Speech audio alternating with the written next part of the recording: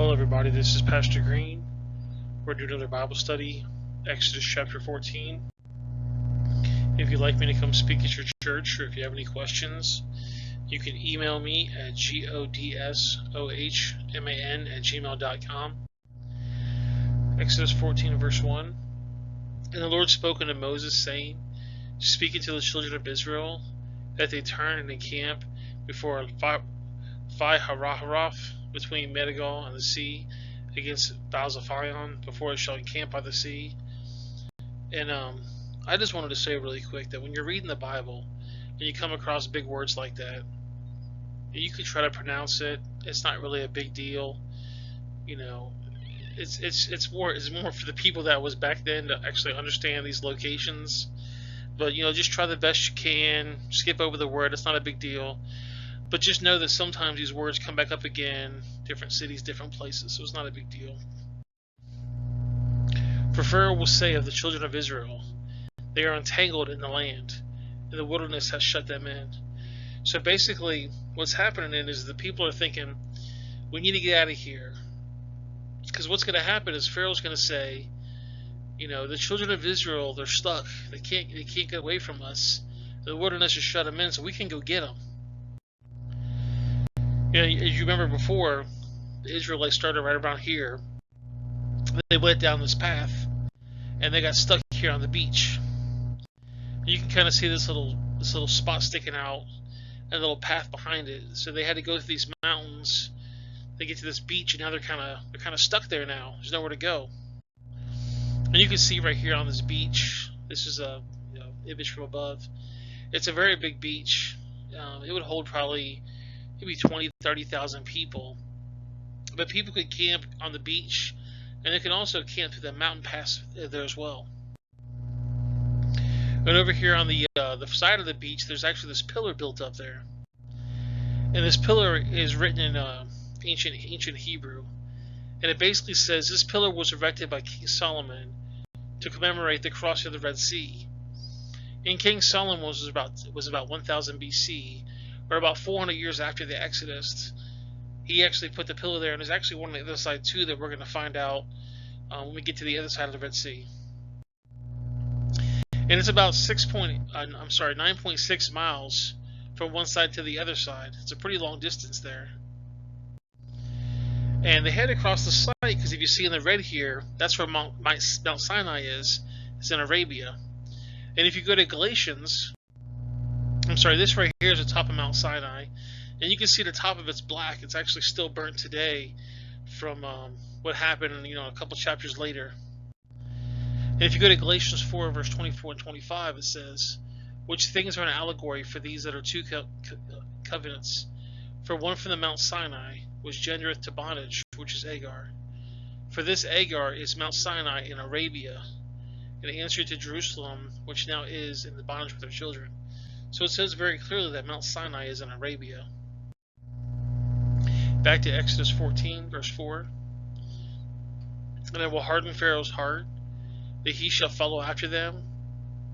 And I will be honored upon Pharaoh, and upon all his host, that the Egyptians may know that I am the Lord. And they did so. So God's going to go basically harden Pharaoh's heart. And it's going to basically make Pharaoh come after the Israelites. He's going to come after them because he wants to try to get them back to be their slaves. And it was told of the king of Egypt that the people fled, and the heart of Pharaoh and his servants was turned against the people. And they said, why have we done this, that we have let Israel go from serving us? And I think it's funny, I actually underlined it, why have we done this? It's almost like they didn't remember the 10 plagues that was put upon them. That every single thing that they knew that they had was destroyed. Not only did they have to go through sickness and frogs and fleas, but they also had all their crops destroyed, a lot of their animals destroyed, and the firstborn of all their animals and their children were also killed. And so they're thinking to themselves, why have we done this? Why did we let these people go? It's almost like they forgot what happened just back in the previous couple days. And he made ready his chariot, and he took his people with him. And he took 600 chosen chariots, and all the chariots of Egypt, and captains over every one of them. So he's taking everything he's got, and he's going to go after these Israelites. And the Lord hearkened the heart of Pharaoh, king of Egypt, and he pursued after the children of Israel. And the children of Israel went out with a high hand. So he's saying, I'm going to get these guys back. I need them to be my slaves. I'm going to go get them. They're only a couple days away.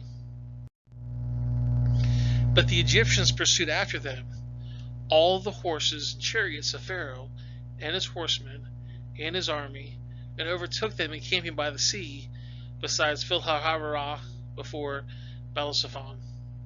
So it's interesting here. I underline all the horses. A lot of atheists will say, well, right there's a contradiction in the Bible. If you remember back in verse 9, the hail killed all the horses. Well, let me go look at verse 9. So we look at Exodus 9, verse 19. Send therefore now, and gather thy cattle, and all that has in the field, and upon every man and the beast which shall be found in the field, and it shall be not brought home. The hail shall come down upon them, and they shall die. So it's pretty clear here that the hail is going to kill all the animals. But you have to look closely. All the cattle that's in the field. So the ones that were put away, they were put in barns and stables, they weren't killed. Just the ones that were out in the field. I'm sure Pharaoh had some stalls and stuff for his horses. So that's not a contradiction at all. Back to Exodus 14, verse 10. And when Pharaoh drew nigh, the children of Israel lifted up their eyes, and behold, the Egyptians marched after them, and they were sore afraid. And the children of Israel cried out unto the Lord. So when the Israelites thought that they were finally freed from Pharaoh, they turned their backs, and there was the Egyptians coming after them, and they got scared, and they cried out to God. And I think it's really important that when you guys get scared, you also cry out to God. It's important that you trust in the Lord for everything. And they said unto Moses, because there were no graves in Egypt, hast thou taken us away to die in the wilderness? Wherefore hast thou dealt with us to carry forth out of Egypt? And that's the other thing. So there's no graves in Egypt, so you took us away to die in the wilderness? Is not this the word that we did tell thee in Egypt, saying, let us alone, that we may serve the Egyptians? For it had been better for us to serve the Egyptians than that which we should die in the wilderness. So these guys are saying, we needed to serve the Egyptians, or now we're going to die. They're only given two choices. The choices are, one, be slaves in Egypt, or two, die in the wilderness. That's their only two options. What about a third option? Live freely. Exodus 14:15. And Moses said unto the people, fear ye not, stand still, and see the salvation of the Lord, which he will show you today. For the Egyptians whom you seek today, ye shall see them again no more forever. So God's given them a message saying, yeah, these guys are coming after us now, and you see them right now, but very soon you're never going to see them again. The Lord shall fight for you, and ye shall hold your peace. And the Lord said unto Moses, wherefore criest thou unto me? Speak to the children of Israel, that they go forward. And it's interesting they say go forward because they're stuck on this beach now. There's no place to go. But lift thou thy rod, and stretch out thy hand over the sea, and divide it. And the children of Israel shall go on dry ground through the midst of the sea. And it's interesting, if you look at the topography of the area, right where they're at, there's actually a land bridge. A couple of inches, maybe a couple of feet deep. There's a land bridge right there. So all Moses has to do is he stretch out his arms, he stretch out his rod, and where this land bridge is, the water's going on either side of it, and they can walk across. Exodus 14:17. And I behold, I will harden the hearts of the Egyptians, and they shall follow them. And I will get the honor upon Pharaoh, and upon his hosts, and upon his chariots, and upon his horsemen. So God's like, I'm going to make the Egyptians follow you guys across, and then we're going to go ahead and see what's going to happen. And the Egyptians shall know that I am the Lord, when I have gotten my honor upon Pharaoh, upon his chariots, and upon his horsemen. And the angel of God, which went before the camp of Israel, removed and went behind them. And the pillar of the cloud went from before their face and stood behind them. So they were following a pillar of cloud by day and a pillar of fire by night. And when the Red Sea crossing happened, this pillar went behind them. And it came between the camp of the Egyptians and the camp of Israel. And it was a cloud of darkness to them, that gave light by night to these, so that one came not near to the other at night. So he basically had this dense fog, and the Egyptians just saw blackness, darkness. They couldn't see anything in front of them. But the Israelites, they got to have light. They could actually see what was going on in front of them. God put a separation between the Egyptians and the Israelites. And Moses stretched out his hand over the sea, and the Lord caused the sea to go back a strong east wind that night, and it made the sea dry land, and the waters were divided. And the children of Israel went to the midst of the sea upon dry ground, and the waters were a wall unto them, in their right hand and on their left.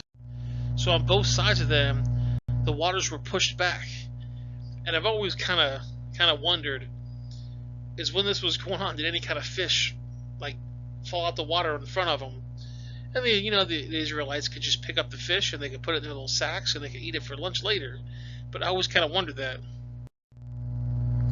And the Egyptians pursued and went after them to the midst of the sea, even all Pharaoh's horses, his chariots, and his horsemen. And it came to pass that in the morning watch, the Lord looked upon the host of the Egyptians through the pillar of fire and of the cloud, and troubled the host of the Egyptians. And he took off their chariot wheels, that they drove them heavily, so that the Egyptians said, Let us flee from the face of Israel. The Lord fighteth for them against the Egyptians. So the chariot wheels fell off, and they still kept coming after the Israelites. They still kept going. They were just dragging their chariots on the ground, and they still kept pursuing them. And the Lord said unto Moses, Stretch out thine hand over the sea, that the waters may come again upon the Egyptians, upon their chariots, and upon their horsemen. So when they got to the other side, God said, Go ahead and stretch out thy hand to get over the sea, and the waters are going to close in on the Egyptians. And Moses stretched forth his hand over the sea, and the sea returned to its strength when the morning appeared, and the Egyptians fled against it. And the Lord overthrew the Egyptians in the midst of the sea. And the waters returned and covered the chariots, and the horsemen, and all the host of Pharaoh that came to the sea after them. There remained not so much as one of them. So every single person that came after the Israelites was destroyed. They were drowned in the water. And if you actually go out there, they've actually had people like Ron White go out there, and they found these chariot wheels and parts of the chariot's axle, and there's even bodies down there in the middle of the Red Sea. But the children of Israel walked upon dry land in the midst of the sea, and the waters were a wall unto them to their right hand and on their left. So they got to walk across this water on dry ground, and the Egyptians ended up getting overtaken by the water. Thus the Lord saved Israel that day out of the hand of the Egyptians. And Israel saw the Egyptians dead upon the seashore. You have to think that if the Israelites started where they did, and they went across the top of the map and down, then they would have been on land. There would have been no problems. They could have easily ran. But because of what happened, they went down to the bank. They got to actually see the Egyptians die. The Israelites would have been worried forever that the Egyptians would change their minds and come after them.